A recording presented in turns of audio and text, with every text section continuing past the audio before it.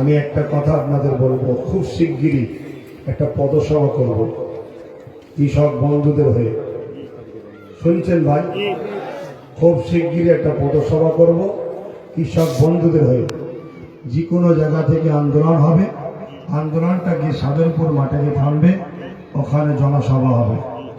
এবং আর একটা কথা বলি, আমার কাছে একটা ইনফরমেশন এসেছে, এই এলাকার রাস্তাকে চওড়া করার নামে গরিব বাড়িগুলোকে ভেঙে চুরমার করে উচ্ছেদ করছে, তাদেরকে উপযুক্ত রাস্তার টাকা দিচ্ছে না। ওই যে রোডটা 34 নম্বর, কথা বুঝে আসছে? তারা বলছে আমরা উঠে যাব, কিন্তু আমাদের উপযুক্ত মূল্যটা দিতে হবে। কম করে প্রায় 24 না 25 হাজার বাড়ি আছে, তারা গরিব মানুষ, যাবে কোথা ভাই? এটা অন্যায় নয়? দেশের সরকার যে টাকা খাজানা আছে জনগণের জন্যই তো, এটা তোমরা দিকে না দিলে তারা বলছে উঠে যাব। তারাও আমার সঙ্গে মিটিংয়ে বসেছে, প্রয়োজন হয় তাদের নিয়েও আমি একটা রাস্তায় আন্দোলনে নামবো। কি গো, আপনারা সাথ দেবেন না? হয়তো ভাববেন আমার তো ঘর ভাঙছে না, আমার তো ঘর ভাঙছে না। ভাই, এটাই তো সবচেয়ে বড় সমস্যা। আমি যদি মনে করি আমি বিপদে পড়লে তবে চিল্লাবো, তাহলে বলুন তো হাত নামান, তাহলে বলুন তো আজকের দিনে আব্বাস সিদ্দিকীর চিল্লাবার কোনো দরকার আছে? এনআরসি আমার হবে মনে হয়? এনপিআর আমার হবে মনে হয়?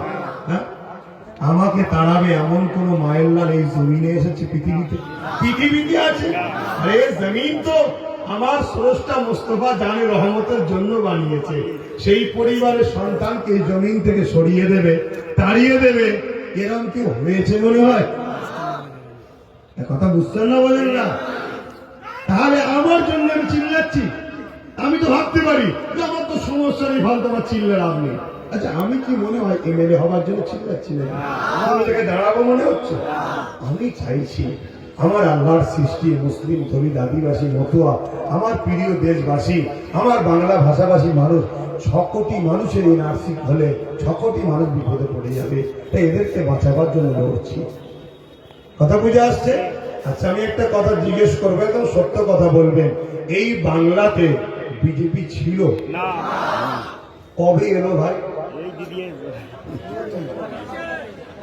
আমার জানা মতে বামফ্রন্ট গেল, দিদিমণি আসলো, আর পিছু পিছু পিছু পিছু পিছু পিছু ভেতরে ভেতরে ঢুকেছিল।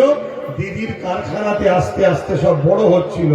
যখন পঞ্চায়েত ভোট হলো, বিরোধী সুন্দর নামে বাম কংগ্রেসকে প্রার্থী দিতে দিল না, আর ওদিকে বিজেপি প্রার্থী দিচ্ছিল, ঘড়াঘড়ির ব্যাপার বলে ওকে আটকালো না। আর 2019-এ লোকসভাতে দেখা গেল 18টা চলে এলো। আচ্ছা বলুন তো ভাই, যার ভরসায় আমি চুপ করে ঘুমাচ্ছিলাম, তার পাহারাতে যদি 18টা পেয়ে যায়, 2021-এ তার উপরে সম্পূর্ণ ভরসা করতে পারবেন? যদি ভরসা করি